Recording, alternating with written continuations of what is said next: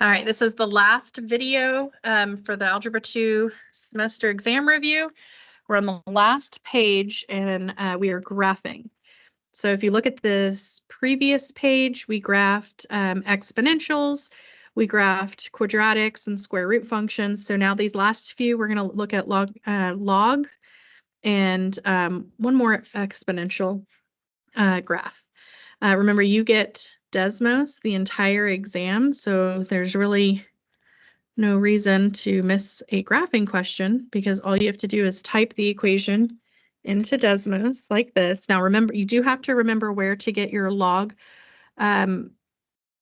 function. So if you click on this functions button and scroll down here, you'll see natural log, log, and log with a base. So this one has a base of 2. So we do log base 2 of x, and we have the graph. So then I just need to come over here and click to get a few of those coordinates. So our x-intercept is at 1, 0. And then we can see our vertical asymptote here is along the y-axis. So that's at x equals 0. I said in the last video, but if you didn't watch the last video, if you get confused on vertical and horizontal asymptotes and if it should be x equals or y equals, you can literally just type in y equals 0 and x equals 0 in Desmos to get a visual of both of those.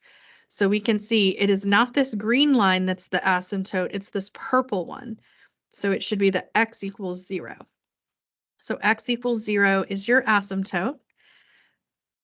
So we're going to write that, and that is a vertical asymptote. So I can draw that as a dashed line and then sketch this curve.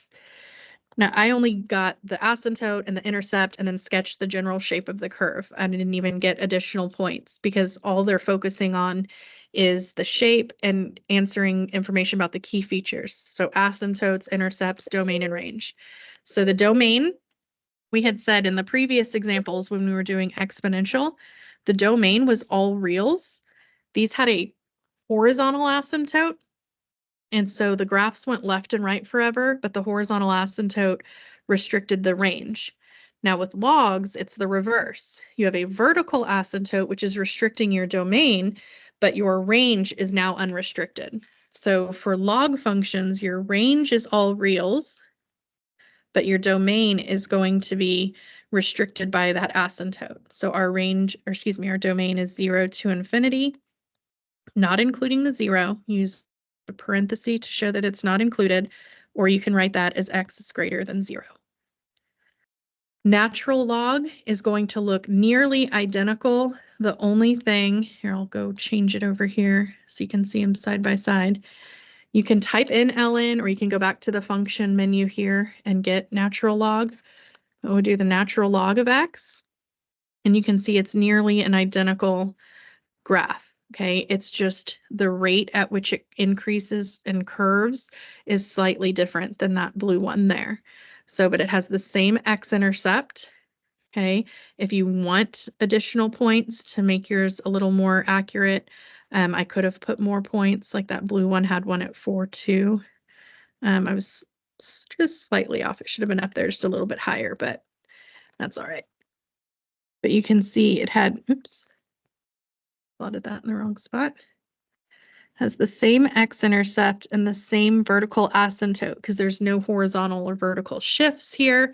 This is just the parent function of that natural log. And so the domain and range will actually be the same for log and natural log. And that vertical asymptote is at the same location of x equals 0. All right, now I is log of x, and so you can see the difference in the log base 2 versus just log. Remember, when there's no base written, it's a common log, it's an understood base 10. So you can see that one is even flatter looking because it has the larger the base of the log gets, like the flatter and less quickly the log curve is increasing. Okay, so you can see when that one's going to look even flatter, but it's got the same vertical asymptote and the same x-intercept.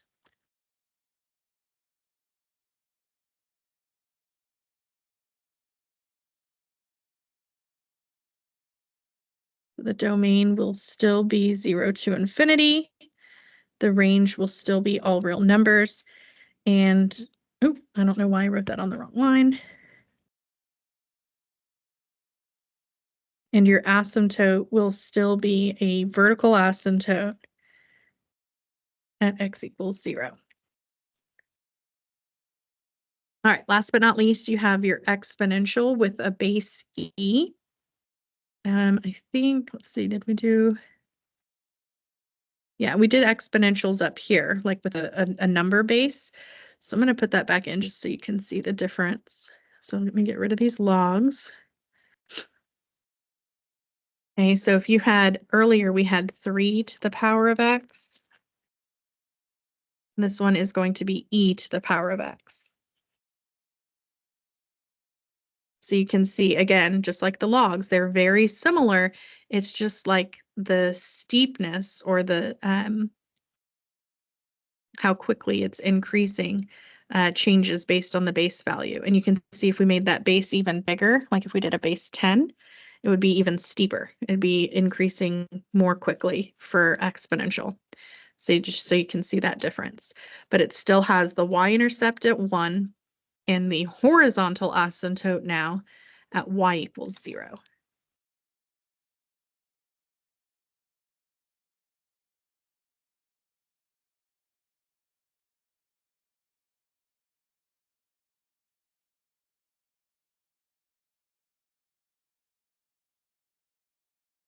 So now we log an exponential, remember, are inverses. So your domain and range switch on those.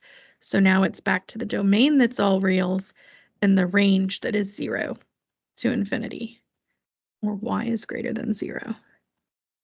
And this one is growth. It's increasing from left to right, and it has a horizontal asymptote at y equals 0. And that's it. If you have questions on any of the rest of the review, they're all in other videos. I've got it broken down by the problems included in that video, or the page numbers, I should say, included in the videos. So you can go back and watch those. And as I work through all of them, there's tons of tips and tricks on using Desmos if you have forgotten some of the actual algebraic processes to solve. The entire test, you get Desmos. It's all multiple choice. So the majority of them, you can even just work backward from your answer choices using Desmos. So it's actually going to hopefully be a lot easier than some of our unit tests were.